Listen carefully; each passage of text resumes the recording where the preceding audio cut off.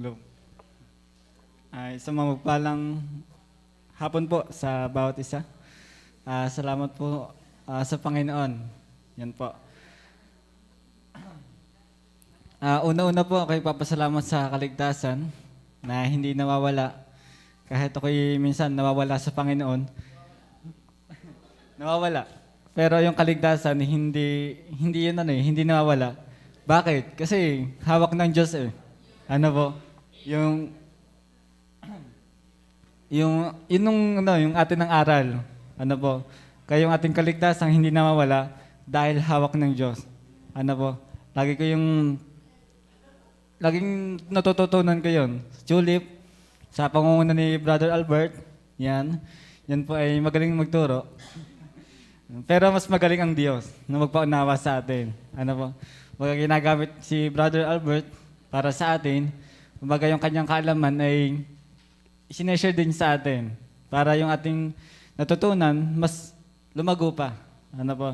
At ako'y nagpapasalamat may mga ganung turo. Ano po? At salamat ay aking naunawaan. Kasi kung hindi gagamit ang Diyos, hindi ko maunawaan kung wala ang gagamitin ng Diyos. Ano po? Kung hindi ko maunawaan yun kasi ang Panginoon is sovereign eh. Kahit anong bulayan natin yan, hindi natin kaya hanggat wala siyang ginagamit na illustration. Ano po? Kung walang ginagamit na bagay. Kaya makikilala natin ng Diyos sa pamagitan ng kanyang mga nilikha.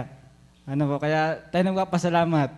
Yun yung lagi nating, kumbaga, bulayin sa ating buhay at magpasalamat. At nagpapasalamat din ako na sa Panginoon. Ano po? Una-una lagi sa Panginoon eh. Wala na pong iba. Tayo magpasalamat kundi sa Panginoon. Dahil siya yung nagmumulang lahat eh. Ano, kung wala ang Panginoon, wala tayo. Ano po? Kaya, thanks to God. Ano po? Papasalamat din sa buhay, lakas. Salamat sa inyong prayer. Ako po ay iniiba-iba na. Hello-hello na lang. Hello-hello. Yan. Ipapasalamat. Kumbaga, hindi man ako karapat dapat pagalingin eh. Pero salamat sa kanyang sovereignty ng Panginoon.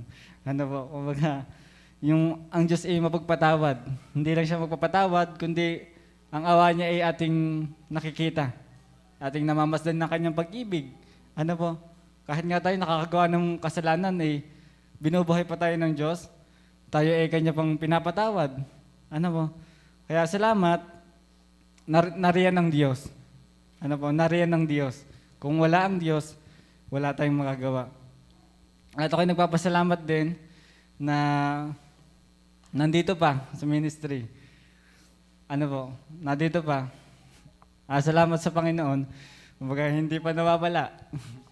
Sana wag mangyari. Ano po, kasi wala namang higit na mas magandang gawain kundi nandito eh. Ano po, kung nasa labas din, tatrabaho ka, mag-iipon ka ng pera,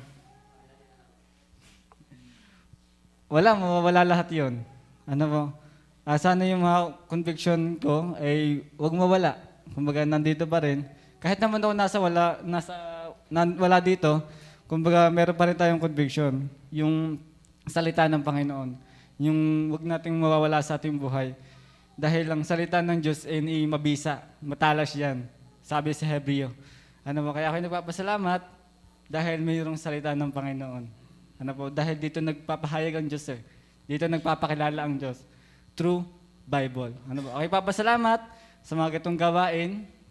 At hindi, kumbaga kung wala ako dito, nasa galaan, nasa kasalanan. Kung wala ka sa kasalanan, nandun sa Panginoon. Ano po? At salamat. Salamat po sa Panginoon. Lahat ng papuri ay sa Panginoon. Yun lang po at pagpalain po ng Panginoon.